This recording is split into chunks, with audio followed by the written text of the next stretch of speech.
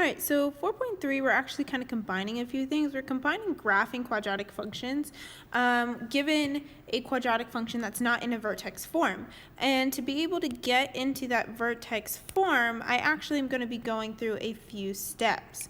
And one of the first steps I'm going to do is I'm going to move the C, so move all constants, move C to the left side. And this way I'm able to start putting it into vertex form, but then 2, I'm going to have to complete the square. And to be able to complete the square, I need to be able to get it into vertex form. And I'll show you what I mean when we start looking at problems. So you're going to want to complete the square. Thirdly, okay, so your third step after you complete the square, and of course it's going to be adding your magic number or adding the number to both sides of your equation. So add number to both sides. And we were just practicing this in 4.2. So number 3, after you were able to do that, you're going to write the right side in factored form. So the right side of the equation. So you're going to write, and nope, didn't want to do that. Let's move this. You're going to write the right side in factored form. And that's when we find that perfect square, we're going to be able to write that. And then 4, lastly, isolate y. You're going to isolate your y value. Now let's go through a couple examples of these. So in number 1, I'm given y equals x squared plus 6x plus 13, and I am to apparently graph this. Well, I need to put it in vertex form. In vertex form, I can convert that by using the completing the square method. So first I'm going to get all my c's, which is the number, to the other side. And that is not the other side, this is the other side. So I'm going to have subtract 13 from each side. So I'm going to have y minus 13 equals x squared plus 6x. Okay, well, now I'm kind of missing something, right? I am missing something right here on the other side of my equation. This is where completing the square comes in. So I know that b is 6. So I know that b is 6. So if I do 6 divided by 2 squared, okay, and that's 3. That becomes 3 squared, which is 9. So I'm going to add 9 to each side. And this is to complete the perfect square. So now I know I have y, negative 13 plus 9 is actually going to give you a negative 4, equals, well, this actually becomes a perfect square, right? That becomes an x plus 3 perfect square.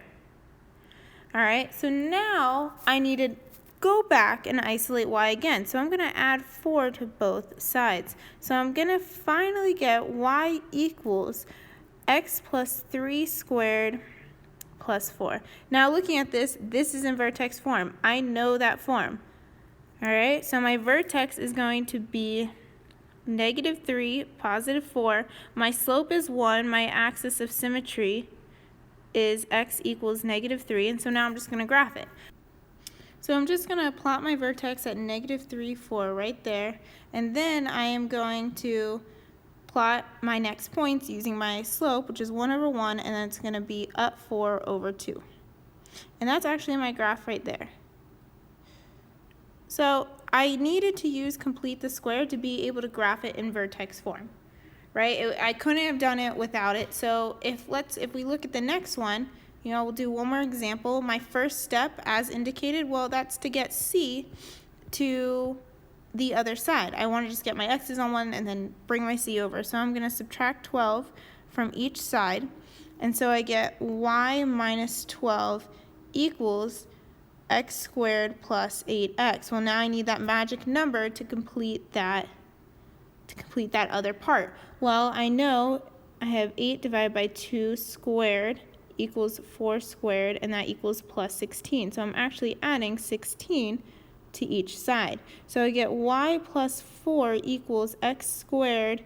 Well, hold on, wait a minute. Why would I rewrite this? I actually know that x squared plus 8x plus 16 is a perfect square of x plus 4. Right? I know that's a perfect square. I figured that one out. So I can just write there, and then I'm just going to have to get y alone. I do that by subtracting 4 on each side. So these will cross out. I get y equals x plus 4 squared minus 4. Now I can finally plot my quadratic equation. So my vertex is going to be -4. Right, it's the opposite and the same, -4. And then my axis of symmetry is going to be x equals -4. So now I'm just going to plot it at -4, -4.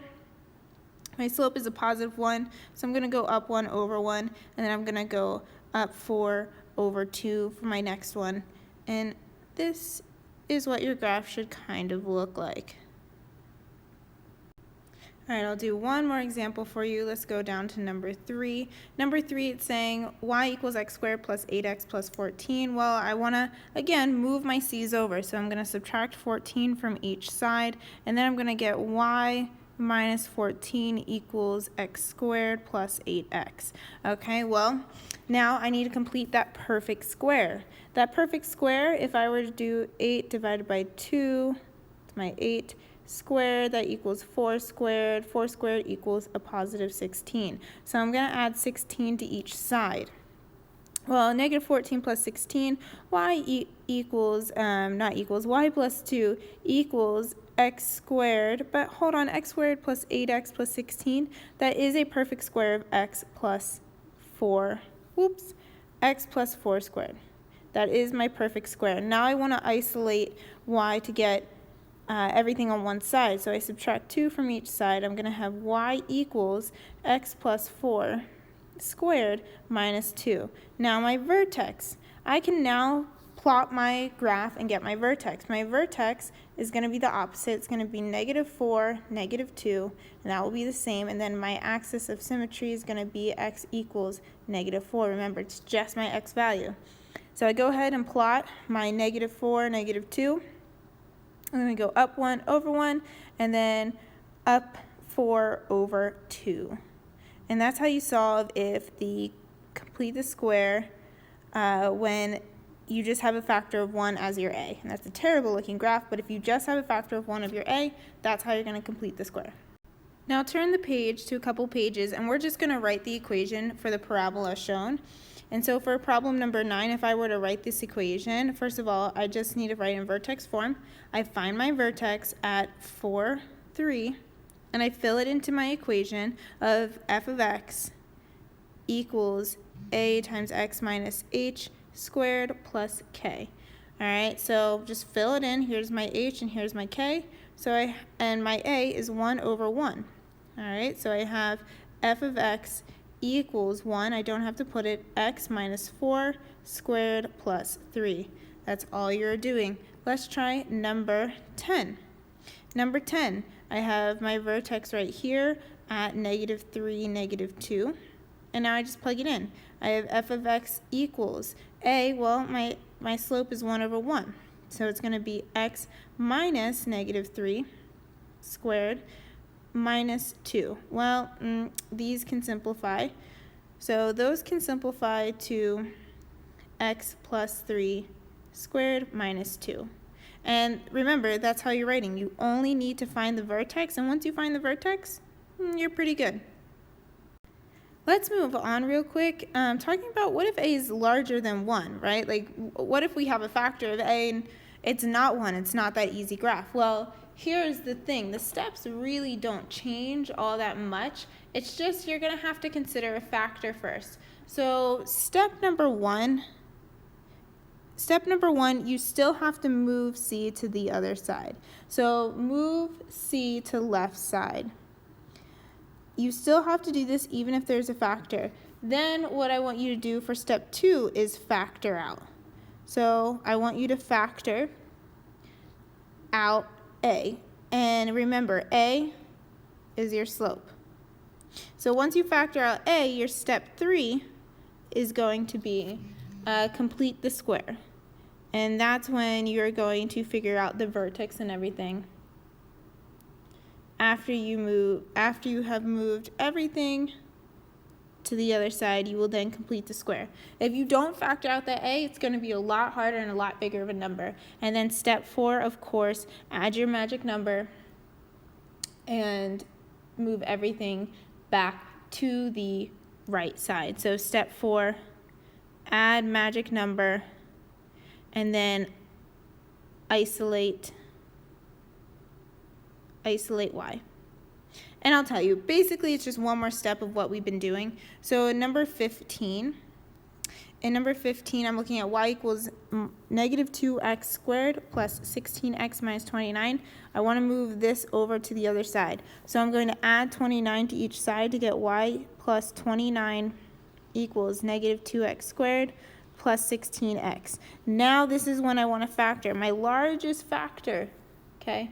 My largest factor into the negative 2 and a 16, well, that's a negative 2, right? So if I take out a negative 2, I'm going to get x squared plus, not plus, it's going to be minus 8x.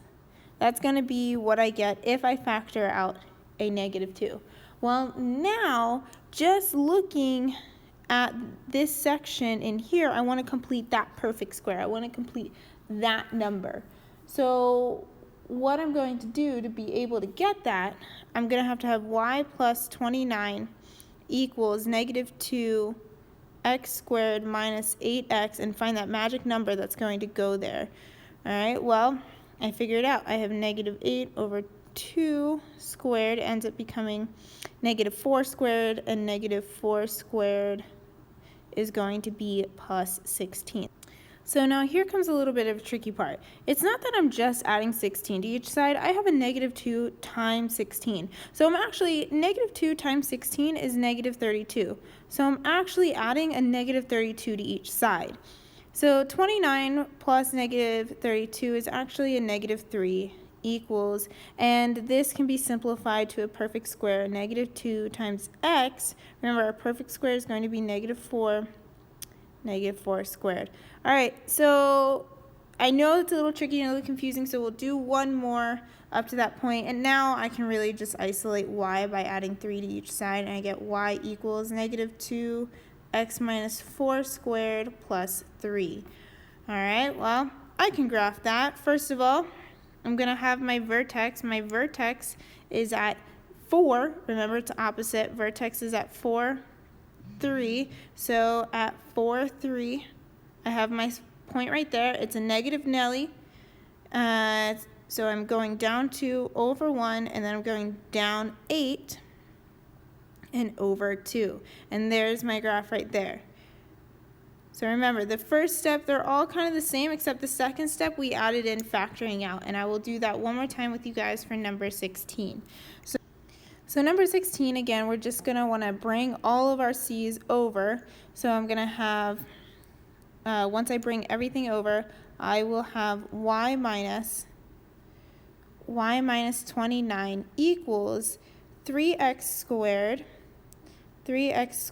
plus 18x. And now I can factor out what's in 3 and 18. The largest factor I have for that is actually 3. So it's going to be y minus 29 equals 3 parentheses x squared plus 6x. And of course I have a special little space over here for my perfect complete the square.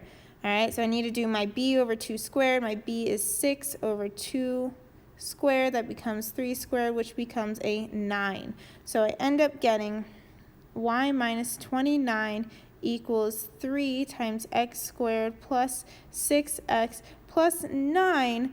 But however, again, I'm not just adding a 9, right? I have to do the same to both sides. I'm actually adding a 9 times 3, which is 27. So I'm actually going to add 27 to each side. And y minus 29 plus 27 actually equals y minus 2. So you get y minus 2 equals 3. And this can be combined into my special square, right? And that's why it's called a special square. And that becomes x plus 3 squared. All right, now I just have to get y alone. So it's going to be y, I'm going to add 2 to each side to get y equals 3 times x plus 3 squared plus 2. And then, because of that, I can now graph everything. My vertex for that is going to be, well, a -3, a +2. My axis of symmetry, right, is x equals -3. And let's graph that. So if I'm looking at my wonderful graph over here at -3, 2, well, that's right here. My slope is 3. I can tell that from my formula right there. So my slope is 3, so I go up 3 over 1. And then 3 times 4 is 12. So I'm going to go up 12 over 2. And that is on the same line. We do not want that. It's over 2. And try to draw as best you can. I don't even know if I can draw all that well with that kind of graph. You know, do your best. It is a tall, lengthy graph, but you should have something that resembles that, maybe even a little bit better. And that's how you're going to be able to solve something when the a is more than 3, not 3, when the a is more than 1. You're going to have to do that factor, and you cannot not forget that you're timesing that factor, you know, by whatever number's in there to add. Remember, you got to do the same to both sides. All right, so that would be completing our lecture on 4.3, and I would like you guys to do number 12, 13, and 14 on your own. I feel very confident you can do that, and 11, we will go over those as well in class, but I will be checking those for homework.